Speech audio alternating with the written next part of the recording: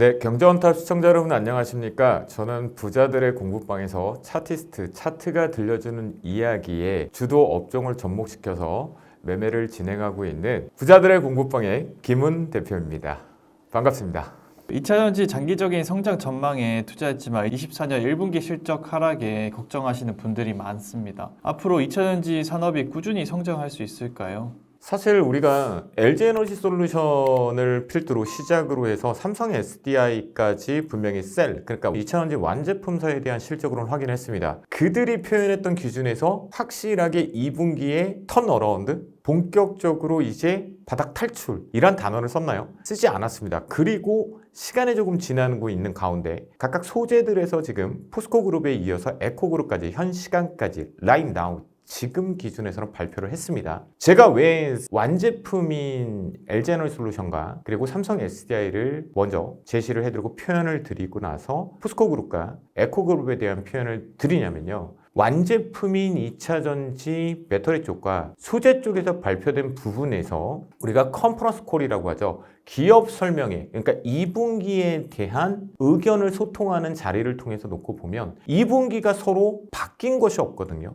누군가가 2분기에 본격적으로 양산을 하고 이익률을 증가시키면서 심지어 지금 공격적인 증설을 했던 공장의 가동률들을 늘리고 출하량을 공급량들을 확대하는 부분으로 언급하고 있지는 않습니다. 그저 시간들을 앞당기고 있는 거죠. 내년에 진행할 것, 2025년도에 진행할 것을 2024년 올해의 하반기 쪽으로 땡겨주고 있는 그런 자신감들만 표현을 하고 있습니다. 그리고 이 부분에서 특징적으로 놓고 본다라면 바로 파우치 형태, 전체적으로 배터리의 형태는 여러분들이 잘 알고 계시겠지만 파우치 형태, 각형, 원통형이라고 표현을 하죠. 지금 기준에선 대부분이 이제 파우치형들이 조금 많이 들어가 있는 상태였고요. 그리고 나서 이제 원통형 상태로 확대되는 부분이 나오는데 보시는 화면과 마찬가지로 특징 중에 놓고 본다라면 왜 파우치형이 빨리 들어갔는지가 보이실 겁니다. 바로 가볍고 에너지 밀도가 높다라는 거죠. 그리고 다양한 형태. 하지만 원통형 쪽이 모두가 다 기다리고 있고 올해 어찌 보면 2차전지 재료에 대한 주가에 대한 상승 모멘텀, 그러니까 갭 상승으로 강하게 올라가기 위해서 아마도 원통형 시리즈가 언제 누가 양산 그리고 거기에 직접적으로 공급을 소재단도 확대하느냐라는 부분일 것 같거든요. 근데 원통형 쪽의 부분은 뭘까요? 대량 생산이 용이하다라는 표현이 있습니다. 그리고 규격화와 표준화가 돼 있다라고 하죠. 제가 용어를 정확히 표현을 하면 우리는 그동안은 단기 사용성인 배터리를 썼습니다. 그런데 지금 2차전지 배터리라는 표현은 뭐죠? 충전 방식이죠. 그것이 이제 규격화되어 있고 표준화가 되는 것이 이제 원통형 형태인 거예요. 그러다 보니까 이 부분은 규격화, 표준화가 얼마나 중요하냐면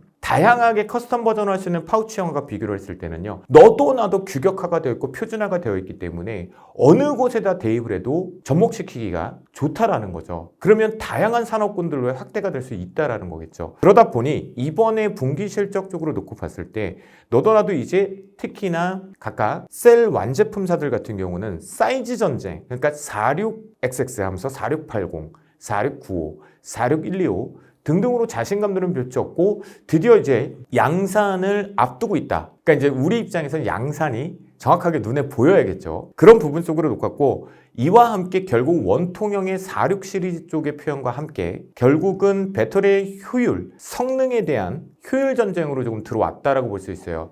그리고 이 부분은 결국 원통형 전쟁이 본격화되고 있고 지금 양산에 임박해 있다라는 얘기는 결국은 공급가액에 대한 경쟁력을 확보하겠다라는 거거든요. 그렇게 해서 시장에 공급하고 있는 네트워크를 좀 더 공급사를 확대하겠다라는 다각화라고 볼 수가 있겠고요. 또 여기에서 하나는요. 바로 LG에너지솔루션이 테슬라 쪽 기준으로 해서 지금 6조 규모의 전극을 가져갔죠. 이 부분이 습식 형태가 아니라 건식 형태인데요. 건식 형태 쪽으로 이제 테슬라가 뭐 스스로가 배터리를 생산해서 내재화하겠다라는 자신감을 뭐 LG 엔소를 통해서 가져갔다라고 표현하는데 저는 그냥 이렇게 생각을 합니다. 테슬라가 LG에너지솔루션의 건식 방식인 전극 6조를 가져갔다라는 것은 이제 정말 이 원통형 배터리의 표준화 규격화 쪽으로 본격적으로 시장이 열리는구나. 확인할 수 있는 공급 계약권이라고 저는 판단을 하게 되겠고요. 그러다 보니까 이 부분은 결국 건식 코팅 방식과 원통형이 이제 눈에 직접 보이고 이 부분이 탑재된 제품들과 산업들로 우리가 다양하게 확인해 볼 수 있을 것 같다라는 부분들이 판단이 됐거든요. 그러면 지금까지 보았던 단순한 파우치라든가 각형 형태하고 비교해 보면 이제는 과연 눈에 보이지 않았던 원통형, 샘플만 보였던 것이 실제로 생산 제품으로 우리 일상 속에 들어온다라는 관점 봤을 때요. 저 같은 경우에는 충분히 이 2차 전지는 앞으로 이렇게 산업 자체가 성장을 하거나 새로운 산업으로 갈 수 있는 형태가 아니라면 굳이 파우치 형태에서 원통형 상태로 가겠습니까? 제가 여기서 이렇게 한번 정리를 해볼게요. 우리가 지금 2차 전지 하면 전기 자동차로 많이들 인식을 하셔서 제가 LPG 차량을 예시를 한번 드려보겠습니다. 내연기관 차량인 LPG 차량을요. LPG 차량이요. 불과 몇 년 전만 비교를 해도요. 여러분들과 저는 트렁크를 열었을 때 그 안에 LP 탱크가 있는 것을 확인하셨어요. 하지만 이 부분이 르노 버전으로 바뀌면서 도넛 형태로 트렁크 안에 매립 형태가 됐거든요. 그러니까 제가 조금 단순하게 표현하자면 이것이 바로 파우치형에서 원통형으로 변화를 나가는 부분이고 이 산업 자체가 성장하지 못할 것이며 극히 제한적인 부분으로만 단순하게 산업이 열렸다 멈추는 형태라면 이렇게 새로운 버전과 효율성, 원가 경쟁력 그리고 성능에 대한 개선들을 하지 않겠죠. 도전하지 않겠다라는 거예요. 그런데 이렇게 열심히 도전을 하면서 원통형을 넘어서 리튬이온 버전을 넘어서 전고체 배터리 쪽으로 리튬이온 쪽에 관련되어 있는 양극재 소재단에 대한 변화들을 만들어낸다라는 거, 도전을 계속하고 있다라는 것은 결국은 우리나라의 2차 전지 K배터리가 시장에 대한 치킨 게임의 승자가 되려고 열심히 노력하고 있다. 그래서 결론적으로 2차 전지 산업은 꾸준히 저는 성장을 한다이고요. 기존 방식인 파우치 형태나 리튬이온 개발 쪽은요. 만약에 이 부분이 여러분 생각할 때 전기 자동차에 사용을 하지 못하면 이런 물음표가 있으시겠죠. 저는 이렇게 생각을 해요. 그렇다면 그것이 로봇, 기계, 선박 다양한 쪽으로 이동이 돼서 충분히 기존 시장을 장악하면서 새롭게 갈 수 있다라고 생각하고 있습니다. 주가는 실적의 함수라는 말이 있잖아요. 그래서 2차전지 실적 우려가 2차전지 주식들의 주가에 어떤 영향을 미치게 될까요? 이번에 놓고 보면 가장 최신 버전으로 실적을 발표를 했으니까요. 에코프로, 에코프로 BM, 그리고 에코프로 머티, 에코프로 HN이 모두 다 이제 실적 발표를 했는데요. 그러니까 그 전에 실적을 발표하기 전에 참 호불호가 좀 있었던 것 같아요. 눈높이를 계속 낮추는 불호에 대한 형태의 뉴스들도 많았었고요. 이번에는 많이 개선됐어라는 호재성 뉴스들도 좀 있었는데 뚜껑을 딱 열고 나니까 전년 동기 대비해서 표현한다면 숫자만 보면 정말 암울합니다. 우리가 예고되어 있던 낮춘 눈높이로 발표가 되었습니다. 하지만 직전 4분기에서 우리가 1분기에 대한 기대, 눈높이를 조금 높였던 이유는 뭐였죠? 바로 원자재 가격에 연동되어 있는 공급가액 연동제로 인해서 원자재 값에 대한 상승 부분들이 하락을 멈추고 상승 위쪽으로 오다 보니까 이제는 조금이라도 가격을 제대로 받을 수 있겠다, 공급가액을. 이런 표현들과 함께 공급량 조절을 통해서 재고에 대한 축소 부분들을 언급을 했었거든요. 그대로 조금 나와 주었는데요. 현재 보면 크게 분기 실적을 1분기 실적을 발표한 부분에 놓고 봤을 때 시장에서 예상했던 가이던스 예상치에 크게 벗어나지 않는 발표를 했습니다. 하지만 셀 쪽과 소재 쪽 특히나 에코프로 그룹을 놓고 본다라면 개선되는 흔적은 있지만 아직까지 단기 순이익 기준으로는 적자가 지속되고 있다라는 거죠. 많이 줄였다고 하지만요. 그래서 여기에서 놓고 보면 저는 직전 분기 대비해서 4분기 대비해서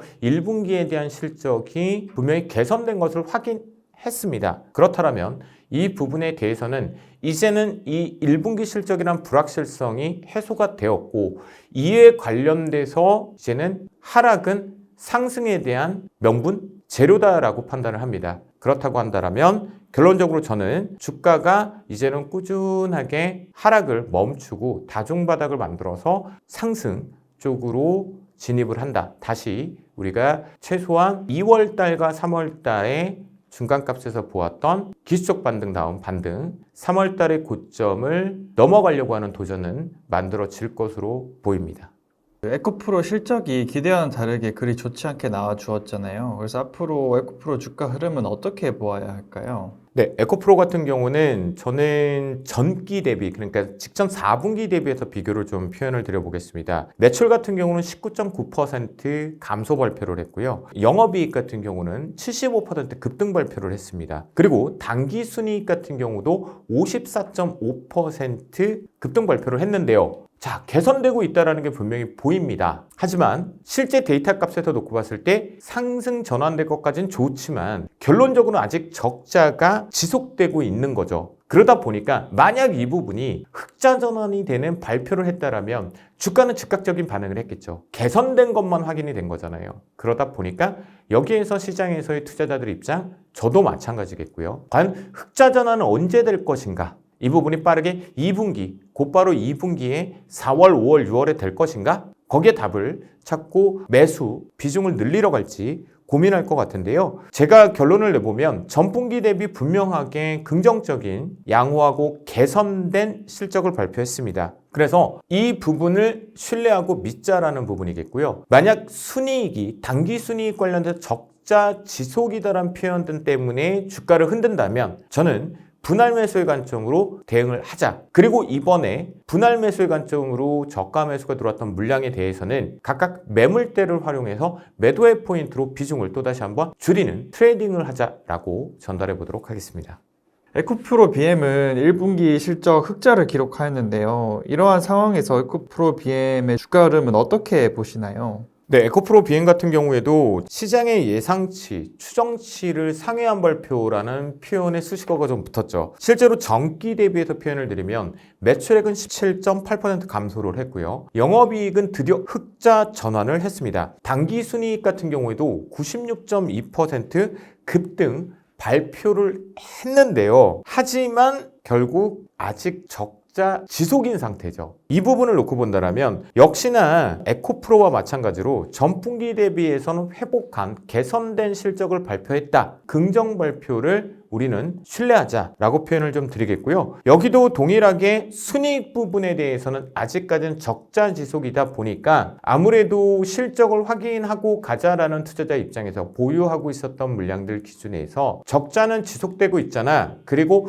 흑자 전환이 정말로 순이익이 언제쯤 될 거야 라는 게 계속 물음표가 된다면 2분기에 아직은 어렵다라는 표현들이 나오고 있잖아요. 그러다 보니까 지금은 매도량을 소화해야 되는 과정이 아직 남아있다. 이것이 지금 마지막이라고 좀 판단이 되고는 있는데요. 첫 번째 쪽으로 이제 에코프로 기준에서 놓고 보셨을 때도 이렇게 볼 수 있을 것 같아요. 역시나 주봉의 모습인데요. 박스권 형태가 좀 진행이 되어 있습니다. 이 박스권 상태 부분에 지금 하단부가 이렇게 저항이 걸려 있는 상태인데요. 보신다고 하면 여기에서도 주봉상 이제 이 부분이 사실은 되게 좋았죠. 짝꿍댕이를 만들고 주봉상 만들어주고 지킬자를 잘 지켜주다가 제가 표현드렸던 4월 첫째 주에 4월 3일 개파락이 날 때 이때 2차전지가 이렇게 돌발적인 하락폭을 조금 키웠습니다. 그리고 나서 이제 에코프로 같은 경우는 거래 정지를 들어갔다가 다시 거래가 지금 재개되어 있는 상태인데요. 그 부분에 놓고 보면 조금 확장을 해서 놓고 봤을 때 첫 번째 쪽으로 거래량 자체가 지금 수반되지 않고 있다라는 거, 그렇다고 한다면 나올 만한 물량들도 시장에서 잘 소화를 하고 있다라고 볼 수가 있겠고요. 그리고 고점 부근에서 놓고 체크를 해본다면 지금 그 어느 때보다 앞에서 올해 발생되었던 저점들 있잖아요. 여기 지금은 분할 상장에 의해서 가격 리셋된 부분인데요. 이 부분에 놓고 봤을 때 저가가 96,000원에서 10만 1,000원 정도의 박스권 상태의 저점 지지 테스트를 하거든요. 그렇다고 한다면 결국 저는 여기에서 이렇게 음봉이 나오는 척 하다가 꼬리를 달고 올라오는 형태 보면 이제 하락은 끝났다 라는 관점으로 보고 다시 한번 반등, 그러면 이 반등 쪽에 놓고 봤을 때 앞의 모습들을 활용해 놓고 본다면 대략적으로 14만 7천원 이상 위 쪽을 체크해 볼 수 있을 것 같고요. 오늘 에코프로나 에코프로 비행 같은 경우는 잠정 실적 발표 다음날 첫 거래일이었거든요. 그 부분에 대해서 기업 설명회를 통해서 2분기에 대한 우려감들이 좀 있었어요. 그러니까 결론적으로는 2분기에 바로 흑자 전환은 어렵다라고 표현이 좀 되고 있었거든요. 그 부분 때문에 시장에서 또다시 아침에 좋은 분위기를 만들다가 고점이 막히는 형태가 좀 진행이 됐는데요. 이 부분도 이렇게 놓고 판단을 해본다면 역시나 동일하게 이만큼 박스권이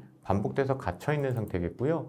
이 부분에 대해서도 여기도 동일하게 놓고 보시면 이번에 이 상태거든요. 그러면 에코프로 비행 같은 경우에도 저점을 잘 만들었고 지지를 사면서 지켜주면서 반등을 하다가 여기도 역시나 4월 3일날 개파락이 떨어지면 이탈 부분들이 이제 발생이 되던 거거든요. 그런 다음에 지금 보시면 여기도 확장해서 보시면 이제 거래량이 거의 수반되지 못하고 있는 상태에서 하락을 멈출까 말까 옆으로 시간 조정을 선택을 했습니다. 분기 실적을 이렇게 확인하려고 하는 부분이었겠죠. 그리고 이제 분기 실적이 나왔기 때문에 결론적으로 말씀 좀 드리면 여기도 지난 2월 달에서 만들어 주었던 이 부분의 저점들을 놓고 보면 저점의 박스가 21만 1,000원에서 이쪽에 22만 7,500원입니다. 그 부분에 대한 박스를 만들고 지금 지지력 테스트를 하고 있기 때문에 여기도 동일하게 에코프로 비행 같은 경우는 에코프로하고 비교했을 때 이렇게 하락을 했다가 아래 꼬리를 달리는 형태보다는 여기서 곧바로 다시금 재해석을 하면서 바로 강하게 좀 올라올 수 있을 것으로 판단이 되거든요. 그런 부분에 놓고 봤을 때는 여기 28만 원대에 대한 매물대 한 번을 좀 더 확인하는, 그러니까 이 박스권 쪽에서는 제가 보는 관점에서 분기 실적이 발표가 돼 있는 기준이라고 한다면 박스권의 상단까지는 차분하게 상승, 우위 쪽으로 상승 무게감을 실으면서 올라온다 라고 전달을 좀 드릴 수 있겠습니다. 2차전지 종목들의 단기적인 실적 악화라고 한다면은 앞으로 2차전지 섹터 내에서 가장 매력 있는 종목은 무엇이라고 생각하시나요? 전 지금 우리가 파우치 형태, 각형 형태에서 지금 원통형 배터리를 가는 이유는 표준화 부분이잖아요. 너도 나도 접목시킬 수 있고 산업에다가 열어서 확인해 줄 수 있다라는 부분처럼 지금의 2차 전지 쪽에서 놓고 보면 리튬이온 기반 쪽에서 소재의 변화를 계속 만들어내려고 하고 있습니다. 그것에 대한 장점과 단점. 그런데 가장 기준은 뭐죠? 성능에 대한 업그레이드, 성능의 개선인 거죠. 그러니까 완충 시간이 줄어들고 전력 사용량을 줄이고 성능은 높이고 주행거리도 자동차의 기준으로 하면 높이는 거죠. 정확히 표현하면 지금의 2차 전지는 소재의 변화들을 계속 주려고 하는데요. 첫 번째, 충전 시간을 줄이는 전력 소비량을 줄이려고 하는 부분이 핵심이 되겠고요. 두 번째, 충분히 충전을 완료했다라면 사용 시간이 늘어나는 데 집중을 합니다. 그러다 보니까 기존의 파우치와 각형 상태에서 원통형 쪽으로 넘어오는 데 있어서 각각 이제 소재의 변화들을 만든다라고 보이거든요. 그러다 보니까 저는 이와 관련돼서는 단순하게 성능을 업그레이드하는 데 집중을 해보자. 그렇다면 탄소 나노 튜브, 실리콘 이런 소재들을 표현하고 있거든요. 그래서 그런 소재 다변화하고 있는 부분에 집중을 하자. 그와 관련되어 있는 상장사들 매매에 대한 포인트를 잡아보자 라고 말씀 좀 드리겠고요.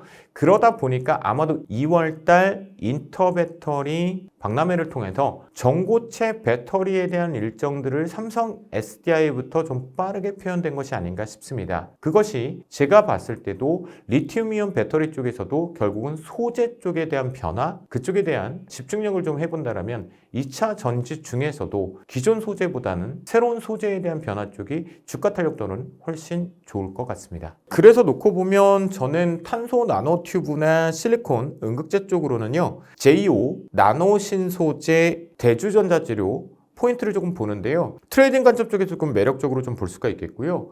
전고체 쪽 관련돼서 황화리튬을 기반적으로 하는 이수 스페셜티 케미칼, 그리고 롯데에너지 머티리얼즈 같은 경우가 실제적으로 이제 공급 부분에 대해서 이제 전고체에 대한 도전들이 조금 만들어지고 있으니까 이렇게 5종목 정도를 2차 전지 내에서도 따로 분류를 해서 트레이딩 관점 쪽에 집중해 보시면 좋을 것 같습니다. 장기 성장 전망으로 2차전지에 투자했지만 실적이 흔들리면서 2차전지 투자를 후회하시는 분들이 많은데 지금이라도 팔아야 할까 고민하시는 분들은 어떻게 하면 좋을까요? 전 만약 여러분들께서 지금 매도 여부를 결정해야 된다. 고 또는 스톱 중에서만 선택을 하라 그러면 저는 고입니다. 즉 보유하고 계셨으면 합니다. 지금의 위치는 지난 급등에 대한 기준으로 비교했을 때 지난 10개월 전 역사적인 최고권과 비교를 했을 때 되돌림 파동 자체가 전체 2차 전지의 대장에서부터 각각 개별 종목군들 중에서도 하락폭 자체가 전체적으로 최저를 잡는다고 하더라도 30% 그리고 하락폭이 너무나 큰 것들 같은 경우에는 최고점 대비 59% 이상의 하락폭이 있습니다. 그렇다면 결국 주가의 시세가 가격 조정을 받았죠. 그리고 무려 시간 조정도 받았습니다. 그리고 올 1분기에 기술적 반등도 확인이 되었습니다. 그럼 이제는 다중바닥으로 바닥 탈출이란 단어를 쓸 수 있는 분기 실적과 함께 내용들이 조금씩 시간이 앞당겨져 있죠. 이 부분을 놓고 봤을 때 제가 판단하는 것은 지금은 매도의 타이밍은 아니다. 결국 지난 2월과 3월에 보았던 모양 그대로 짝꿍댕이 형태겠고요. 자, 보시면 짝꿍댕이라는 것이 이 부분이라고 보시면 될 것 같습니다. 저점이 높여지는 형태를 말씀 좀 드리는 겁니다. 이렇게 높여지면서 주가 자체가 우상향 쪽으로 가고 있는 형태, 이 부분을 말씀 좀 드리는 거고요. 또는 다중바닥 형태라고 표현을 하죠. 시장에서요. 네, 이렇게 보시면 다중바닥 형태라고 표현을 하죠. 이탈했다가 다시 안착을 하고 나서 이탈하지 않고 지지력이 나왔고요.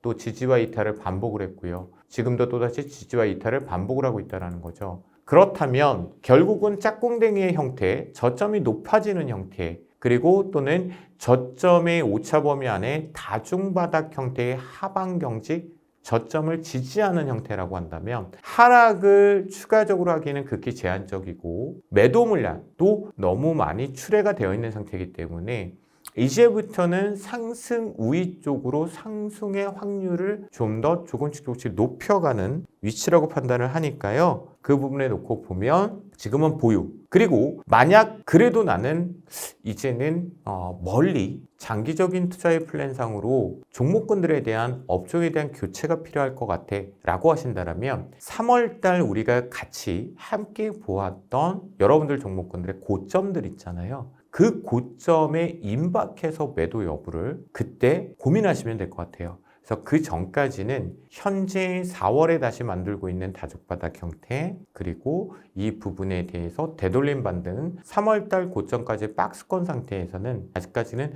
급하게 매도는 하지 말고 가지고 가보자 라고 전달해 드리도록 하겠습니다.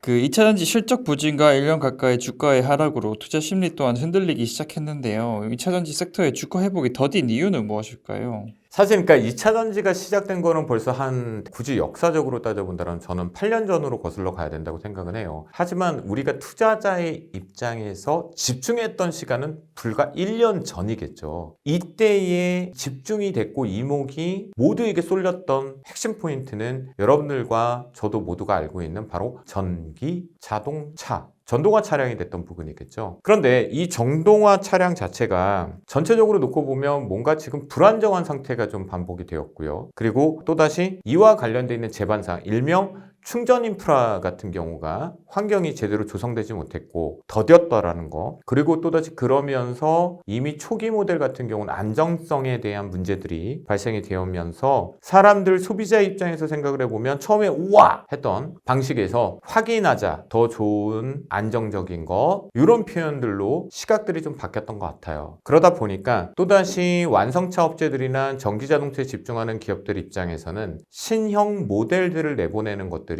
뭔가 변화들을 줘야 되는데 2차전지 자체에 대한 이제 집중력으로 딱 보면 전기자동차가 이목을 집중했던 거와 마찬가지로 전기자동차는 그 어느 때보다 이 2차전지 배터리에 대한 성능이 무지하게 중요하잖아요. 비중력으로 따지면 저는 단순하게 표현하면 99%라고 보거든요. 그만큼 2차전지의 성능에 대한 우리가 실제로 정말 딱 눈에 띌 정도로 충전 시간이 갑자기 5시간짜리가 갑자기 3시간이 되고 2시간이 되고 이런 변화를 봤는데 요게 조금 더디다 보니까 아마도 이 부분이 신형 모델들 부분들, 그리고 또다시 이제 초기 모델이다 보니까 워낙 우리가 진입할 수 있는 진입 장벽이 높았죠. 즉 판매 가격이 너무 높은 거예요. 비싸다라는 거죠. 그러다 보니 2차전지가 전기자동차로만 이목이 집중돼서 회복이 너무 더딘 것이 아니었나라는 생각이 들겠고요. 또한 우리가 이제 어느 정도 이렇게 전기자동차로 전동화 차량으로 간다, 친환경 차량으로 간다라는 것은 모두가 동의하는 바죠. 그러다 보니까 내연기관에 중점적으로 있었던 브랜드들이 폭스바겐, BMW, 벤츠 할 것 없이 전기 자동차로만 집중하고 있는 테슬라도 있겠지만 최근에 나온 샤오미도 있겠고요.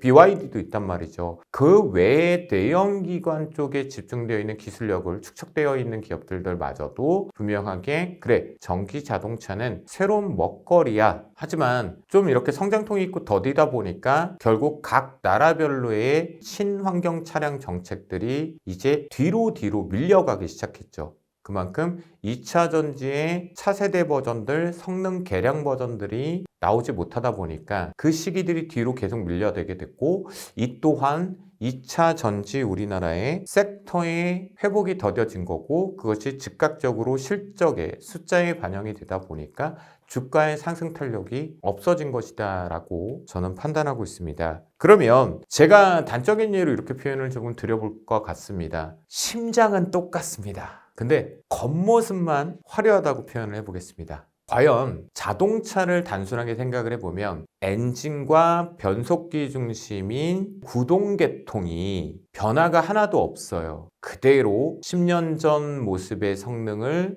유지하고 있는 상태에서 껍데기라고 표현하죠. 모델에 대한 디자인만 변경이 된다면 소비자가 찾아주는 한계들은 금방 판매량으로 인해서 확인이 될 겁니다. 그처럼 현재 전기자동차를 통해서 폭발적으로 K 배터리가 2차전지 산업의 핵심 중추 역할을 했다라면 그 부분이 지금부터는 외형 디자인은 그 누구도 매력적이지 않아라고 표현하지 않고 있잖아요. 이제는 그 안에 내실, 동력 계통에 대한 성능 업그레이드 버전이 있어야 된다고 생각을 하고 그것이 만들어져야지만 전기자동차 쪽의 판매량들은 증가를 할 것이고 그 증가를 하기 위해서는 배터리 성능에 대한 변화가 있어야 되니까 이 배터리 성능에 대한 변화가 어떻게 뚝딱 되나요? 안 되죠. 그러다 보니 파우치 형태에서 각형에서 원통형 쪽으로 가고 그 원통형에서도 가장 핵심적으로 잡고 싶어 하는 것이 표준화이고 규격화이죠. 표준화가 되어 있고 규격화가 되면 너도 나도 모든 완성차 업체들은 전기자동차의 신차 모델들을 각자의 입맛에 맞는 소비자의 구미에 맞춰서 만들어내고 판매를 시작할 것입니다. 그 시점이 다가오고 있다라고 보시면 좋을 것 같겠습니다. 2차전지의 주가에 지지부진한 흐름이 지속되고 있습니다. 2차전지 주가가 바닥을 찍었다고 볼 수 있을까요? 그 이유는 무엇인가요? 자, 보시는 것은 코덱스 2차전지 산업에 대한 ETF를 기준으로 좀 전달을 드리도록 하겠습니다. 산업에 대한 부분이 바닥에 잡혔는지를 한번 확인해 볼 필요가 있을 것 같은데요. 지난 1월 26일 날 셀을 기준으로 해서 이 ETF마저도 이렇게 짝꿍댕이로 저점을 높여가면서 단기 바닥을 탈출하면서 우상향을 만들어 주었다가요. 이 부분이 4월을 기점으로 해서 이렇게 저항대가 걸리면서 내려오기 시작합니다. 그래서 단기적인 하락 부분이 다시 발생이 됐고요. 그 부분 속에서 숨어 있었던 하단부에 있었던 갭을 이렇게 다중바닥 형태로 저점을 만들었는데요. 이 부분에서 놓고 이제 체크해 볼 포인트는 두 가지인 것 같습니다. 과연 상승에 대한 부분의 되돌림 이후에 하락이 나왔던 이 위치에서 지금 하락이 멈춰주는 지지력 자리가 확인이 되었는지 그럼 보시면 4월 29일 날 기준으로 해서 지금 하락에 대한 멈춤 신호가 위쪽에서 나타났고요. 그리고 일봉상에서 보시는 바와 마찬가지로 다시금 확대를 해서 놓고 보면 최근의 모습상 다시금 저점이 높아지면서 짝꿍댕이로 올라오고 있습니다. 그렇다면 이제부터는 하락을 한다 하더라도 제한적인 하락 상태가 되는 것이고 하락을 하면서 짝꿍댕이 부분을 훼손하지 않는다면 이게 지금 현 상태인데 내려온다 하더라도 극히 제한적이고 위로 올라가는 형태로 판단할 수 있겠고요. 그래서 여러분들께 전달을 하고자 하는 내용은 이 최소한 4월 달에 발생됐던 이 갭자리 부분에 이만큼의 진폭은 박스권 형태로 볼 수가 있겠고 3월 달에 보았던 고점들 각각 종목군들의 위치가 이렇게 3월 중순 쪽 그리고 또는 3월 하순 쪽에 좀 걸려야 될 것 같은데요. 이번 부분에서 앞에서 보았던 이 갭자리 4월 3일 날 발생이 됐던 이 갭자리가 뚫어주는 형태가 만들어지면 위쪽이 3월 고점이 더 열려 있다라고 저는 차트가 들려주는 이야기에서 분석이 되어 있기 때문에 결론적으로 말씀 좀 드리면 지금부터는 거의 하락 멈춤의 신호로 볼 수 있다라고 전달을 드려보도록 하겠습니다. 포스코 퓨처엠이 이번 1분기에서 영업이익을 냈는데요. 포스코 퓨처엠이 영업이익을 낼 수 있었던 이유는 무엇이며 주가 흐름은 어떻게 갈 것으로 보시나요? 포스코 퓨처엠이 그동안 열심히 했던 것 중에 하나가 양극재에 대한 수율 부분, 그러니까 원가 경쟁력을 열심히 노력을 했었고 그 부분을 확실하게 좀 잡아가려고 노력을 했었거든요. 근데 이 부분이 드디어 성공을 한 것 같습니다.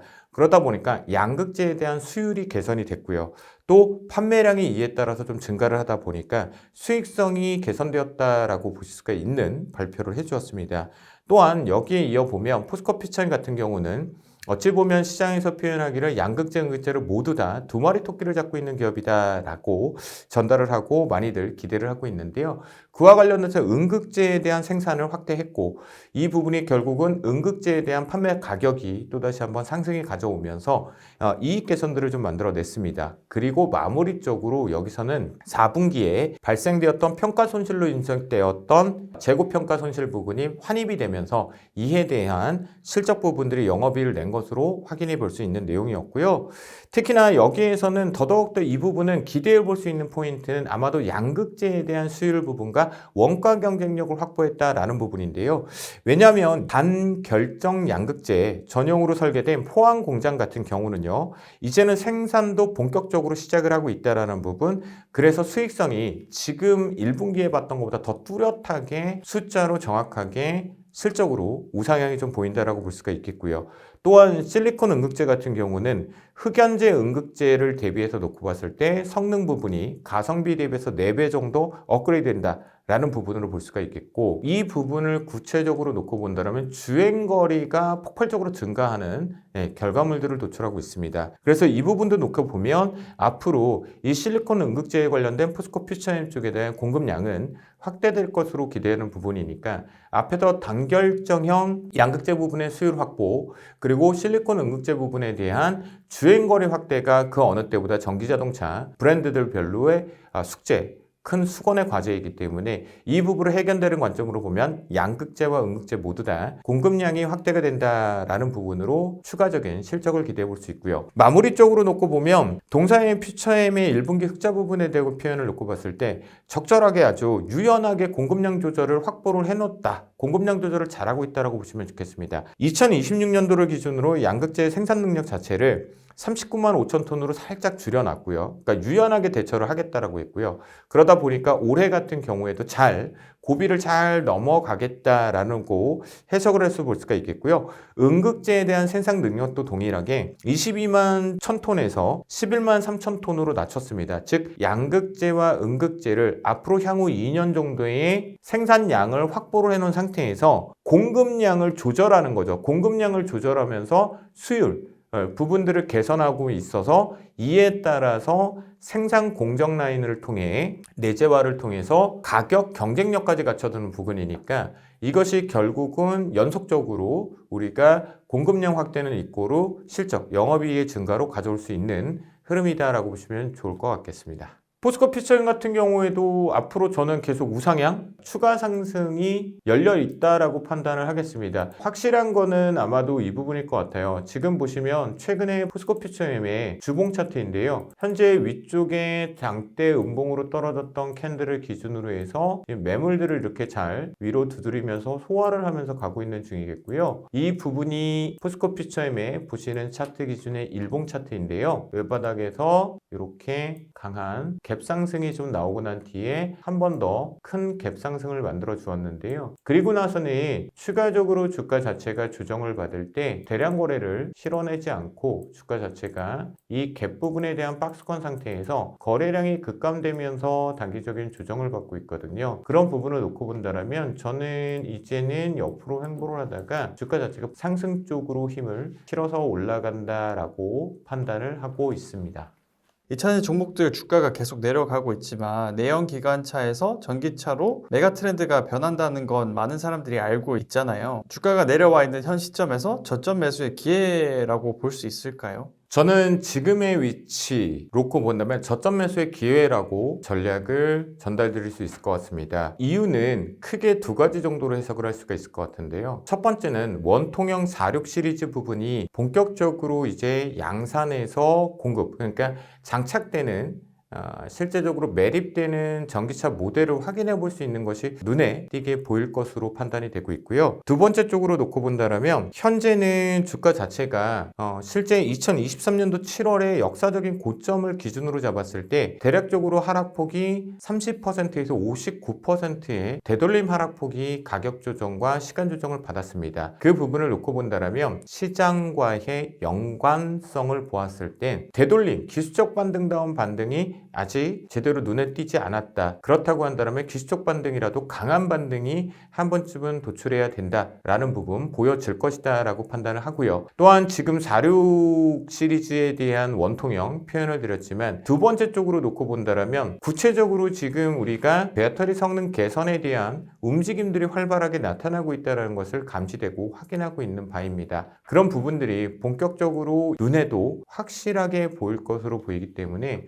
현재의 기준에서 5월달을 기준으로 한다면 지금의 옆으로 횡보 또는 제한적인 하락의 박스권 부분에서는 저점 매수의 기회로 대응해보자라고 말씀을 드리도록 하겠습니다. 2차 전지가 계속해서 오르지 못하며 지쳐간 사람들이 많습니다. 투자자분들을 위한 위로와 함께 현실적인 조언 부탁드려도 될까요?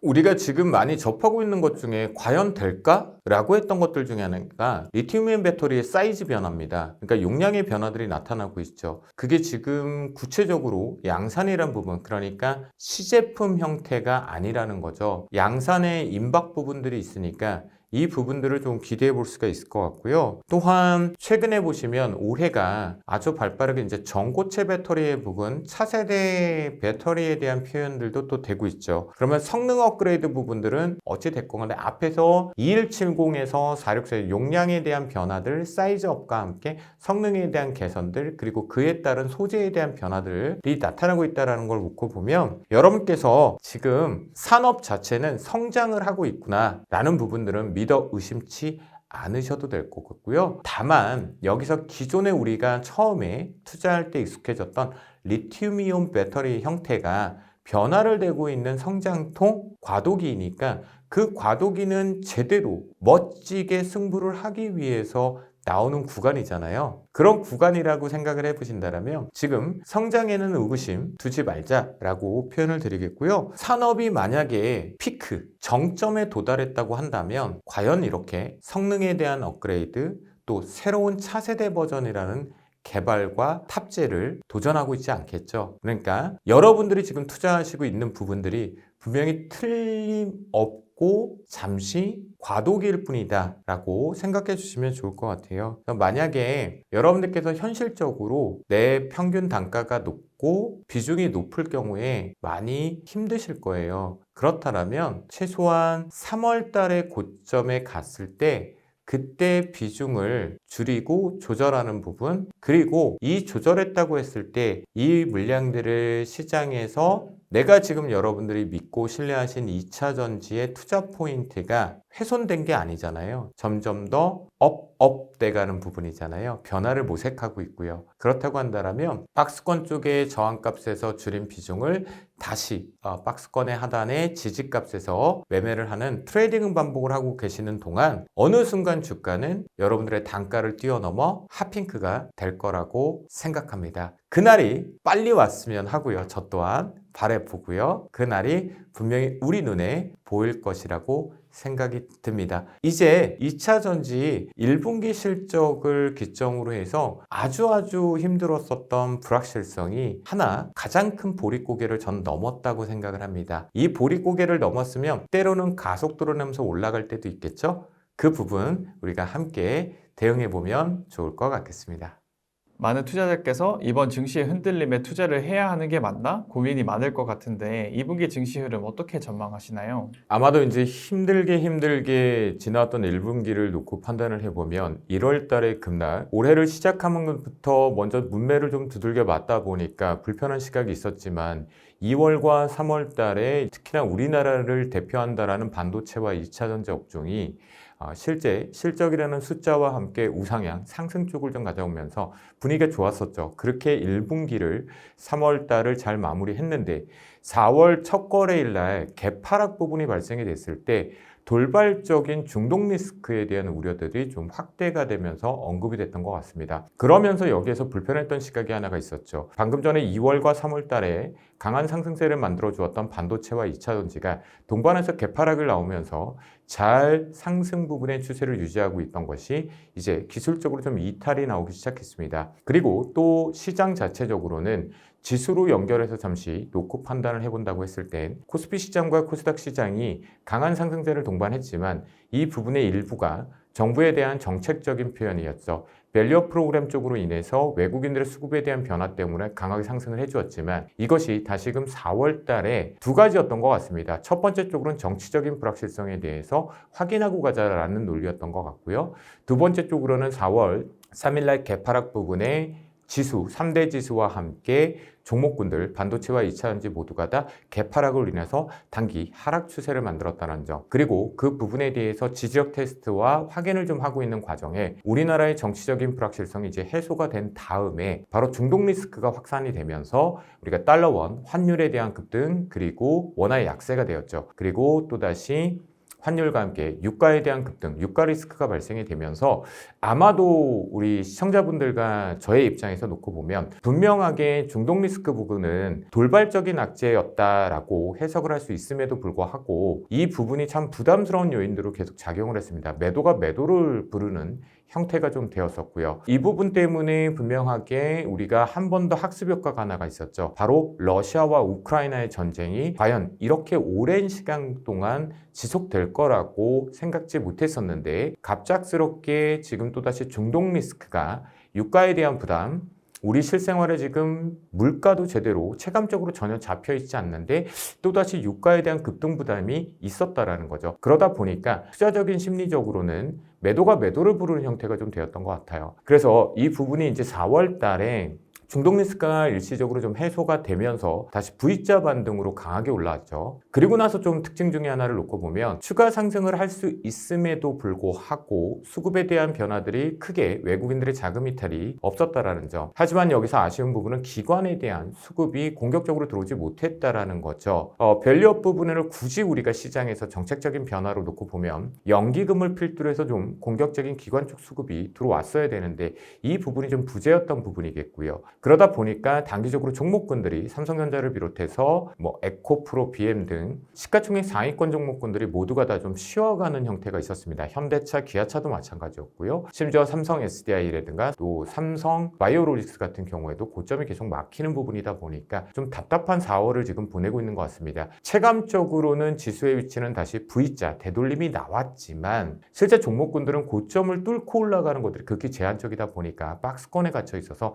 좀 답답하시다라고 볼 수 있을 텐데요. 여기에서 저는 두 가지 정도로 생각을 합니다. 현재 2분기가 진행되고 있는 관점에서 사실 우리가 지금 판단을 해보면 우리나라의 자체적인 증시에 대한 악재 요인과 부담 요인이 있을까요? 지난 4분기 대비해서 지금 1분기까지 실적 발표한 내용에 숫자를 기준으로 정확히 본다면 개선된 사항들은 분명하게 확인되고 계실 겁니다. 즉 재고가 축소되고 있고 재고에 감소되는 부분들이 숫자에 변화를 만들어 주었다는 걸 확인해 볼 수가 있겠고요. 또한 원자재 값에 연동되어 있는 2차전지 부분의 관련성을 하더라도 이 부분이 4분기 대비해서 직전 분기 대비해서 놓고 본다면 개선된 사항이 있습니다. 우리가 여기서 아쉬운 건 하나겠죠. 적자의 규모를 줄인 것까지는 좋지만 과연 이 부분이 흑자 전환까지 언제 빠르게 나올 것이냐라는 부분이겠고요. 이것은 2차전지에 해당이 될 거고요.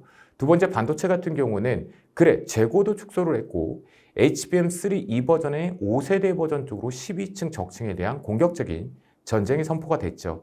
이 부분까지는 좋으나 이 두 가지에 여러분들과 제가 관가하지 말아야 되는 게 하나 있죠. 바로 우리가 가능성과 기대감, 모멘텀, 상승에 대한 재료는 맞지만 아직 우리 눈에 직접 공개된 공급 계약 소식이 없는 거죠.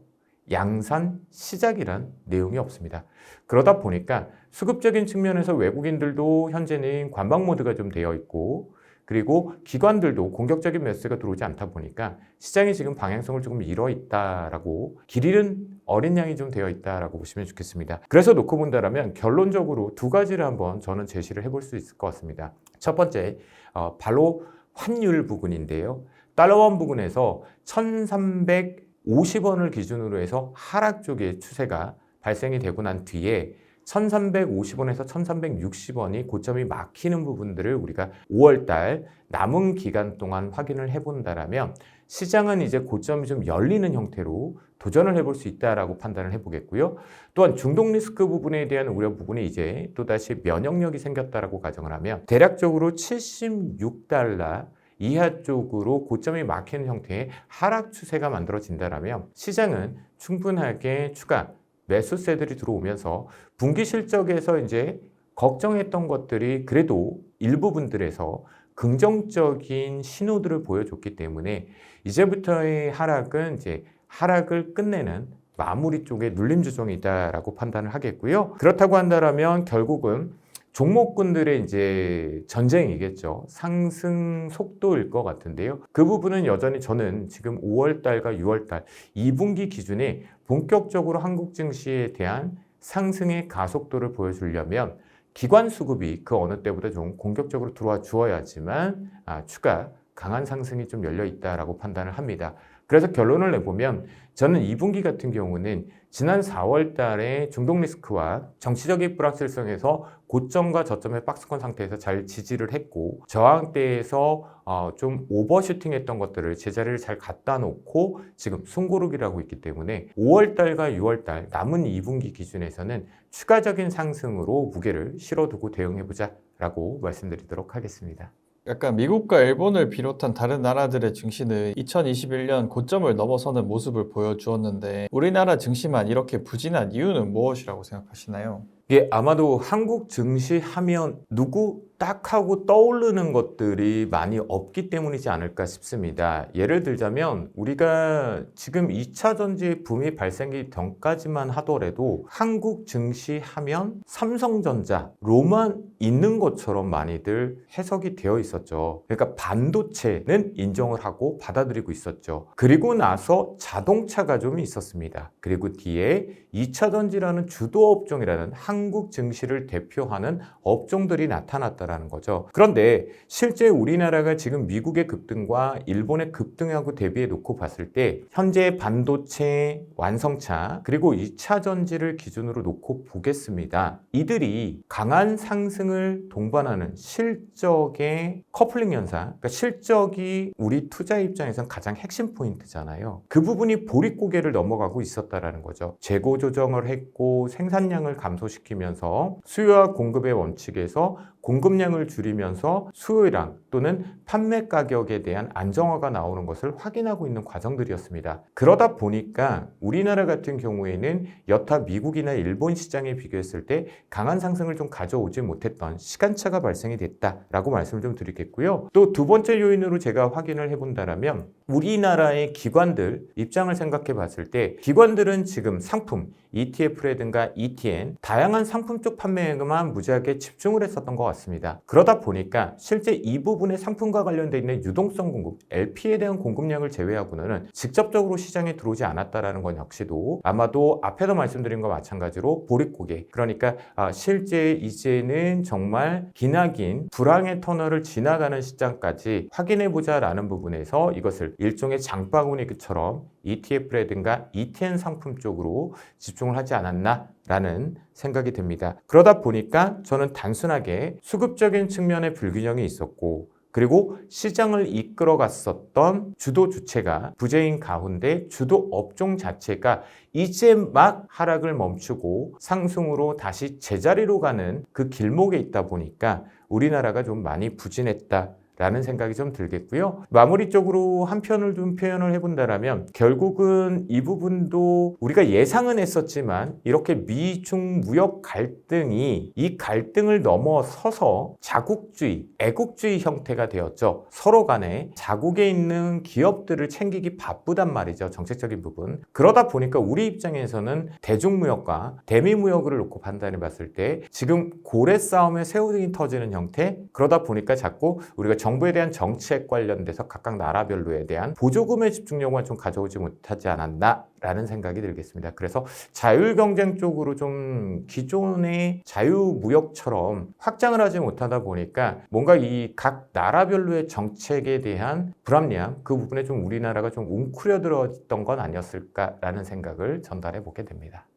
전력 인프라, 바이오, 반도체 등 여러 섹터가 움직여 주었는데 어떤 섹터가 시장의 주도주가 될지 헷갈리는 상황입니다. 2분기에는 어떤 섹터가 유망하다고 보시고 어떤 종목을 사는 것이 올바른 선택이 될 수 있을까요? 지금 우리가 1분기 실적들을 좀 확인을 하고 있고요. 1분기 실적들을 확인하는 가운데 2분기에 이 1분기에서 호실적을 발표한 기업들이 연속성이 있느냐라고 확인을 하고 있거든요. 그런 부분에서 제가 2분기를 이꼬르 실적이다라는 기준으로 잡아보겠습니다. 기관 수급이 그 어느 때보다 가장 절실하다라는 표현을 좀 드릴 수가 있겠는데요. 기관이 공격적으로 들어오려면 분명히 실적이라는 숫자가 확대되는 것이 보여야 될 것 같습니다. 그런 부분에 놓고 본다면 일단 첫 번째 쪽으로 전력 인프라를 좀 제시를 좀 표현해 드릴 수 있을 것 같은데요. 연속성인 전력 인프라 같은 경우는 우리가 지금 산업 쪽에서 체크를 했을 때 인공지능, 일명 AI라는 표현에 의해서 이 부분의 확산성은 너무나 무섭게 확산되고 있는 걸 알고 계실 겁니다. 이것이 인공지능 반도체라는 새로운 산업들을 여는 것들도 보셨을 거고요. 또한 이 부분이 전력 소비량이 어마어마하게 증가를 하다 보니까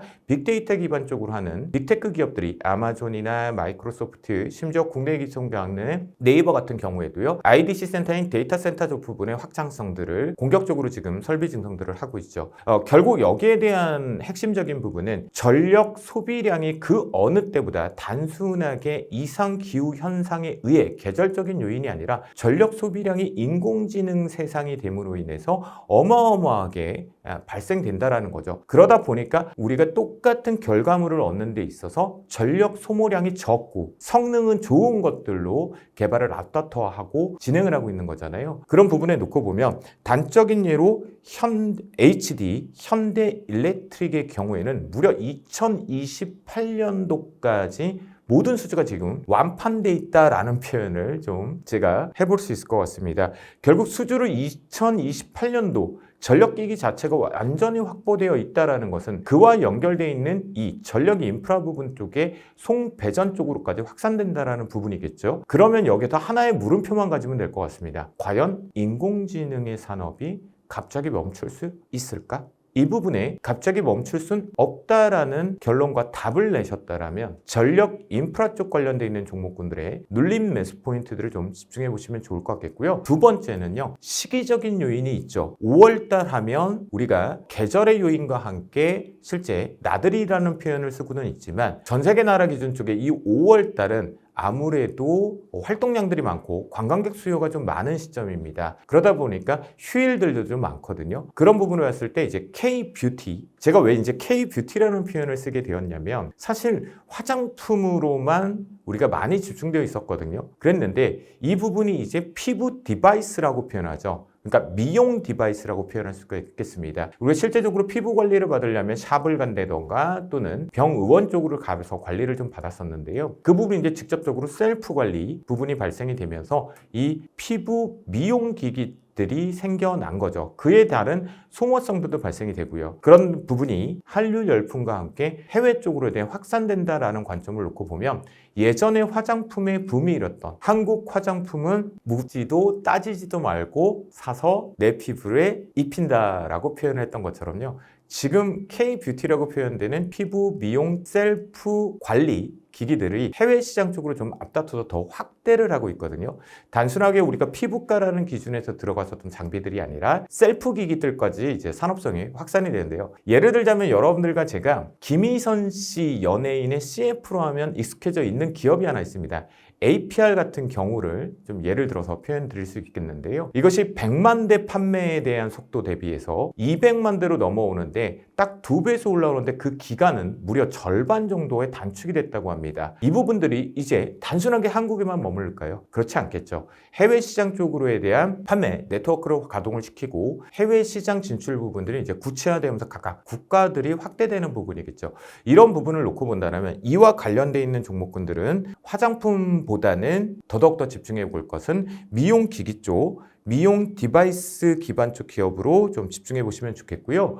그 부분과 함께 이것이 결국은 인정을 받는다라는 것은 예를 들어서 제이시스 메디칼 또는 원텍, 휴메딕스 같은 우리가 이 피부 미용 쪽 관련돼 있는 장비 업체들, 레이저 장비 쪽이겠죠. 이쪽으로도 확산되는 수주에 대한 실적을 추가적으로 다시 한번 기대해 볼 수 있는 위치 전달을 드려보도록 하겠습니다. 위아래로 흔들리는 증시에 손실만 반복하게 되는 분들이 많은데요. 2분기에는 어떤 전략을 가지고 투자에 임하면 좋은 성과를 이룰 수 있을까요? 제가 지금 차트의 갭자리들을 활용하거나 고점과 저점의 위치들을 판단을 해봤을 때는요, 현재 5월 셋째 주 정도까지는 박스권 상태가 반복되지 않을까 싶습니다. 그러니까 저점에 대한 급속도로 이탈도 제한적이고요. 그렇다고 고점을 강하게 뚫고 올라가는 것도 앞으로 2주간 정도는 좀 막혀있는 형태의 박스일 것 같거든요. 그렇다고 한다면 아무리 당일날 또는 단기적인 추세상으로 강한 상승세가 진행이 된다고 하더라도 추격 매수에 대한 돌파 매수라고 표현을 하죠. 시세를 따라가는 매매겠죠. 이 부분보다는 눌림목 매수를 활용하시는 게 가장 좋지 않을까 전달을 좀 드려보도록 하겠고요. 또한 이 부분에 눌림목으로 매수를 했을 때 계속 앞에서 보았던 저항값이 저항이 계속 걸리면서 매물 뚫어내지 못한다라고 했을 때는 그 부분에 대해서는 반드시 또다시 매도에 대한 포인트.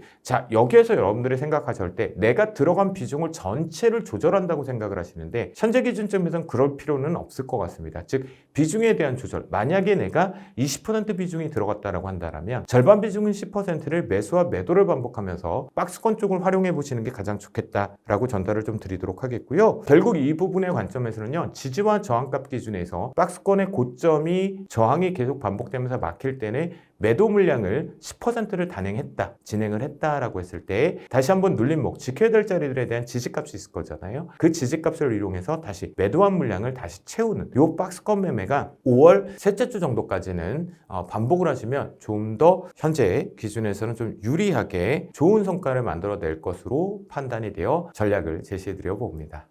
김은 대표님께서는 현재 상황에서 주식과 현금 비중은 어느 정도가 적당하다고 보시나요? 주식 비중을 늘리는 시장의 신호는 무엇이라고 보시나요? 지금 저는 4월 달을 보내면서 그렇게 오랜 시간 종목군들을 들고 오지는 않았던 것 같습니다. 4월 3일 날의 개파락 부분들 그리고 중동 리스크 부분 쪽에서 발생이 됐던 4월 19일 날 아랫꼬리 이 두 가지의 모습을 보고 수급의 변화를 보면서 현재 제가 가장 계좌 기준에서 효율적인 주식 비중 50%, 현금 비중 50%. 그러니까 지금 제가 보는 관점에서도 방향성이 하락이다, 상승이다 명확하고 정확하게 나오지 않는 것 같습니다. 이유는 단순하게 기준으로 봤을 때 한국 시장이 하락할 만한 요인들이 정책적인 부분이라든가 변화의 요인들 놓고 봤을 때요. 또 분기 실적들을 놓고 봤을 때도 하락으로 무게를 실어둘 이유가 없고요. 또 상승 쪽으로 무게를 조금씩은 실어줄 수는 있겠지만 상승 쪽으로도 강하게 실어줄 만한 재료가 없습니다. 그런데 이 부분이 5월 달을 지나가면서 구체화될 것으로 보입니다. 특히나 반도체에서 공급계약권과 함께 본격적인 양상 시작 여부 그리고 2차 전지 쪽에서 지금 전반적으로 일정들을 앞당겼죠. 가장 빠른 것들이 구체적으로 올해 10월에 가동되는 것들이 지금 최소한 8월까지 두 달이나 앞당기고 있는 부분이거든요. 이런 내용들이 나왔을 때 확인하고 가면 그때가 고점이 좀 열리는 박스권에 상단이 열리는 형태로 보고 있기 때문에 현재까지는 1분기 실적이 그래도 80% 가까이 좀 확인이 되고 난 뒤에 이 박스권이 탈출할 것으로 보이고요. 그러는 과정 속에서 반복해서 전달을 드리고 있는데 수급상 기관이 어느 위치에 상관없이 기관들이 최근에 들어와서 4월달 특히나 2분기가 시작되면서부터 매수대가 꾸준하게 누적되고 있는 종목군들 중심적으로 종목을 최우선적으로 좀 잡아서 보시면 좋겠습니다. 그래서 결론을 내보면요. 우리가 조선업종 그리고 반도체 그리고 K-뷰티에 관련되어 있는 미용 의료기기 2차 전지만 놓고 보더라도요. 5월과 6월 달에 우리가 확인되었던 2월 막 끝자락에서 3월 초에 확인되었던 내용들이 정말 구체화되는 긍정 호재 뉴스들이 기다리고 있거든요. 그 부분을 확인하고 그때 가서 추격 매수 따라가는 매매를 해도 전혀 늦지 않다라고 말씀을 드려보도록 하겠습니다. 대내외적인 악재 탓에 증시가 흔들릴 때면 투자하시는 분들은 마음이 심란해지잖아요. 그래서 이런 증시의 흔들림 속에서 투자 또한 흔들리는 분들에게 해주실 수 있는 말씀이 있으실까요? 지금 보면 우리가 중동 리스크에 대한 부분 또는 돌발적인 악재 부분을 이제 만약 이번 5월 달을 계속 우리가 지금 주식 비중을 이제 늘려가는 부분으로 포인트를 잡는다고 했을 때요. 보시는 화면이 코스피 기준의 첫 번째 주봉 차트입니다. 주봉 차트 기준에서 이렇게 보시는 바와 마찬가지로 제가 분홍색 선을 하나만 딱 만들어 두었는데요. 이 부분을 기준으로 놓고 봤을 때 현재 기준점에서 2600포인트의 위치를 놓고 보면 지난 2022년도에 개파락이 발생이 됐던 이후에 한 번을 뚫어내지 못하고 에다가 근접해서 저항대가 걸리고 지지와 저항을 반복하다가 재차 돌파 도전을 하고 이탈을 하면서 지지력이 나왔던 자리입니다. 그런 부분에 놓고 본다면 중동 리스크 부분에 대한 또는 돌발적인 악재 리스크들이 발생이 됐을 때 5월 셋째 주를 기준까지 2600포인트에 근접을 해서 강력한 브레이크가 걸린다라는 부분을 이제 우리가 확인을 해보면 되겠죠. 장중 부근과 함께요. 그래서 이 부분도 부공에서도 제가 라이브를 통해서 전달을 드리고는 있지만 2600포인트를 기준으로 했을 때 추가 이탈 부분이 없이 이렇게 강력하게 지켜준다라는 부분들을 확인해야 되는 관점이라면 이 부분에서 다시금 주식 비중을 늘려가자라고 표현을 드리겠고요. 코스닥 지수도 동일한 하나의 선을 표현을 드리고 있는데요. 이 부분을 놓고 본다면 25주선입니다. 코스피와 마찬가지로 25주선인데요. 코스닥 지수의 위치상으로 보면 854포인트거든요. 854포인트를 기준으로 놓고 봐도 여기도 동일하게 우리나라의 전체적인 주봉에서 지지와 저항값에 이렇게 매물대 부분에 대한 중간값, 변동폭의 중간값이라는 게 보이실 건데요. 그 기준에 놓고 봤을 때라면 이제 코스피 시장하고 비교해 본다면 코스닥 시장 같은 경우는 지금 근접이 되어 있거든요. 그러면 코스닥 시장은 조금 다른 시각이죠. 뭐냐 하면 코스닥 시장은 내려오는 부분에서 지지력을 확인하기보다는 내려왔다가 다시 올라타는 형태에서 코스닥 종목군들은 이때 주식 비중을 조금 늘려가는 전략을 세워주시면 좋을 것 같겠고요. 시장이 우리가 이제 이 돌발 악재성의 하락을 기준으로만 전달을 좀 드려보면요. 잘 만들어 놓고 주가를요 상승 추세를 유지하면서 짝꿍댕이 저점이 높아지는 형태들도 만들었고요. 또한 상승 재료들도 꾸준하게 나와주면 주가가 꾸준하게 우상향을 하고 있다가 이런 돌발적으로 예상치 못한 악재들이 발생이 되면 퉁 하고 개파락이 떨어지다 보니까 잘 만들어줬던 캔들의 모양들이 다 이탈을 하면서 하락 추세인지 아닌지 아리송하거나 어려울 때가 있습니다. 그럴 때 저는 어떻게 생각을 하냐면 첫 번째 사전 징후가 있었을까? 지금의 4월 달에 발생됐던 중동 리스크를 놓고 본다면 일단 환율 시장, 달러원 시장 쪽에서 달러 강세 쪽으로 원화 약세 쪽으로 급등을 하는 부분들이 분명히 미리 보여주었느냐. 두 번째 중동 리스크이다 보니까 유가의 급등 부분들이 발생되고 있었는지 상품 시장 쪽에서 확인을 하는 거죠. 이것이 예를 들자면 사전 징후를 한번 확인하는데요. 이 사전 징후가 없었단 말이죠. 그리고 정말 돌발적으로 갑작스럽게 우리가 예상을 전혀 할 수 없는 거죠. 미사일을 쏜다라는 거죠. 전쟁에 대한 도발성이요. 그러면 사전 징후가 없이 쏟아진 겁니다. 즉 제가 말씀드리고자 하는 건 뭐냐면 징후조차나 힌트조차 없는 상태에서 돌발적으로 악재로 급락이 발생이 되는 건 바로 시장이 왜곡됐다라는 거죠. 공포를 느꼈다라는 거예요. 그러면 그것은 무엇다? 제자리로 금방 돌아온다라는 거예요. 그렇게 좀 생각을 해주시면 아마도 여러분들이 순간적으로의 하락 부분들은 공포를 느끼거나 불편해질 수는 있겠지만 그 부분들은 빠르게 사전 징후가 없이 나온 돌발 악재는 제자리로 빠르게 V자 반등으로 돌아온다라는 거를 확인을 해주고 대응해 주시면 좋겠고요. 그런데 여기에서 확인할 게 있죠. 이 V자 반등을 하는데 우리가 지금 순간적인 돌발로 인해서 하락이라는 부분을 확인했단 말이에요. 계좌를 통해서. 그러면 V자 반등까지는 좋지만 한번 급하게 내려왔다 올라왔으니까 고점이 막히는 것들도 한 번쯤은 확인해 볼 수 있어요. 그때 여러분들 이렇게 체크를 하는 거죠. 이 악재 리스크가 상품 시장, 그러니까 원자재 시장 또는 채권 시장 쪽으로에 대한 위험성들이 추가적으로 우리가 지진의 여진처럼 확산이 된다라면 반드시 그 되돌림 상승 반등을 이용해서 비중을 줄여야 된다라는 부분, 그거를 또 활용해 보시면 좋을 것 같아요. 그래서 결론을 내보면 시장이요. 제가 부자들의 공부방에서 김훈 대표로서 차티스트 기준으로 매매를 전달을 드릴 때도요. 늘 말씀드리는 게 있어요. 오버슈팅. 그러니까 시장에서 뭔가의 호재성을 가졌지만 그 호재성의 연속성을 알 수 없는 일시적인 급등 또는 언더슈팅, 돌발적인 악재의 발생이 돼서 급락이 나오는 부분들이 있습니다. 이렇게 일시적으로 시장이 자기가 가야 될 방향성을 잃어버리고 급등과 급락을 했을 때는 그것은 반드시 빠르게 제자리로 돌아온다 표현을 드리고 있거든요. 이런 부분에서는 급변동성이 너무 커졌다. 그런데 그것이 우리가 예상하지 못했던 이벤트성에 의해서 움직여줬다라면 급등 상승은 매도에 비중을 줄이는 관점으로 보시면 좋겠고요. 급락에 대한 포인트는 매수를 안 하셔도 됩니다. V자가 올라올 때 비중을 줄여야 될지 말아야 될지 아니면 내 보유 물량을 그대로 가져가야 될지에 대한만 판단을 하시고 생각을 해주면서 투자에 대입을 해주시면 좋겠습니다.